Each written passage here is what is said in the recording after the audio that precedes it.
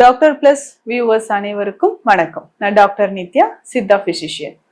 உடல் பலம் பெறுவதற்கு பெரும்பாலும் நமக்கு ஸ்டாமினா குறைவால் ஏற்படக்கூடிய பிரச்சனை, ஆண்களுக்கும் சரி பெண்களுக்கும் சரி, ஸ்டாமினா குறைபாடு, நியூட்ரிஷன் டிஃபிஷியன்சி அப்படின்னு நம்ம சொல்றோம்.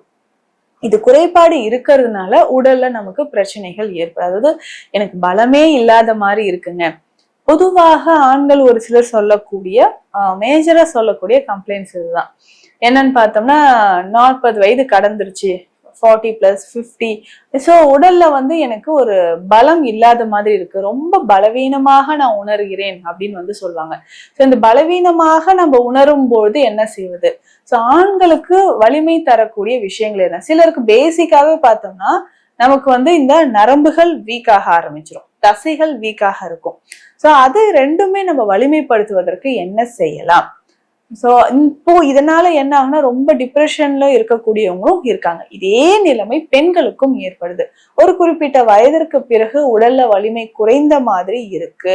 எந்த மாதிரியான உணவுகள் எடுத்தா நமக்கு அந்த வலிமையான ஒரு உடல் நமக்கு கிடைக்க ஆரம்பிக்கும் அப்படின்றத பார்க்கலாம். சரி, இப்ப ஆண்களை பொறுத்த வரைக்கும் இந்தந்த உணவுகள்லாம் கவனம் செலுத்தி எடுக்கணும்னா, கால்சியம், புரோட்டீன், ஜிங்க், மெக்னீசியம் இது நிறைந்திருக்கக்கூடிய உணவுகள் எடுக்கணும். அதுல முக்கியமாக பார்த்தோம்னா சன்லைட்ல எக்ஸ்போஸ் ஆகிறது ரொம்ப முக்கியம்.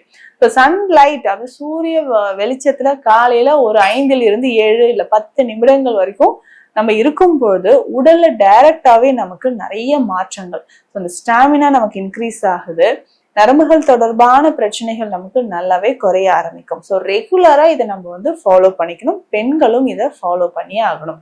ஸோ இதனாலதான் இன்னைக்கு நிறைய பெண்களுக்கு பார்த்தோம்னா அந்த மெனோபாஸ் டைம்ல கால்சியம் குறைபாடு, விட்டமின் டி டிஃபிஷியன்சி, ஸோ இந்த மாதிரி எல்லாமே ஏற்படுது. ஸோ ரெகுலரா நம்ம இதை ஃபாலோ பண்ணிக்கிட்டே வரும்போது நம்ம உடல் ஆரோக்கியமாக இருக்க ஆரம்பிக்கும். இப்ப ஆண்களை பொறுத்த வரைக்கும் இது எல்லாமே உணவில் சேர்த்து சாப்பிடுங்கள் அப்படின்னு சொன்னா என்னென்ன உணவுகள் நம்ம எடுத்துக்கலாம், உணவோடு இதையும் சேர்த்து சாப்பிடலாம் அப்படின்றதும் நம்ம தெரிஞ்சுக்கலாம். உணவோடு சேர்த்து சாப்பிடக்கூடிய விஷயங்கள்லாம் ஃபர்ஸ்ட் கீரை வகைகளை தெரிஞ்சுக்கணும். கீரை வகைகளை பொறுத்த வரைக்கும் பொதுவாகவே ஆண்களுக்கும் சரி பெண்களுக்கும் சரி உடல்ல நமக்கு நல்ல ஒரு மாற்றம், நல்ல ஒரு இம்ப்ரூவ்மெண்ட்டை தரக்கூடியது அப்படின்னு சொல்லலாம். ஸோ அப்ப இந்த கீரை வகைகள்ல நம்ம இதெல்லாம் கவனம் செலுத்தி சாப்பிடுங்க அப்படின்னு சொன்னா சில வகையான கீரை வகைகள் இருக்கு. நம்ம பார்த்திருப்போம், பொன்னாங்கண்ணி, அதுவும் சிவப்பு பொன்னாங்கண்ணி சிறந்தது, முருங்கை கீரை சிறந்தது, தூதுவளை, வல்லாரை. மாதம் ஒரு முறையாவது நம்ம என்ன பண்ணணும்னா கீழா நெல்லி, இது இருக்கு இல்லைங்களா, இந்த மூலிகையை அரைத்து மோரோடு கலந்து ஆண்கள் எடுத்துட்டு வரலாம்.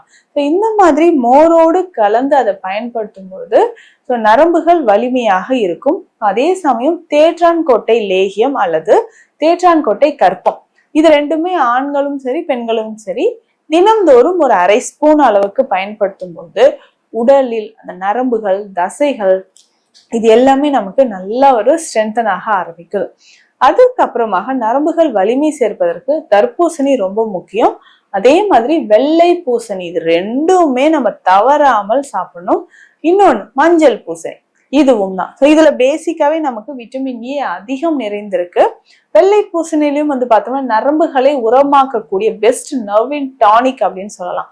ஸோ பல வகையான பிரச்சனைகளை குணமாக்குவதற்கு வெள்ளை பூசணி பயன்படுது. இதை நம்ம சாறாக எடுத்து பயன்படுத்தும் பொழுது, ஸோ வெள்ளை பூசணி சாறு பயன்படுத்தும் பொழுது நல்ல இம்ப்ரூவ்மெண்ட் நமக்கு கிடைக்க ஆரம்பிக்கும்.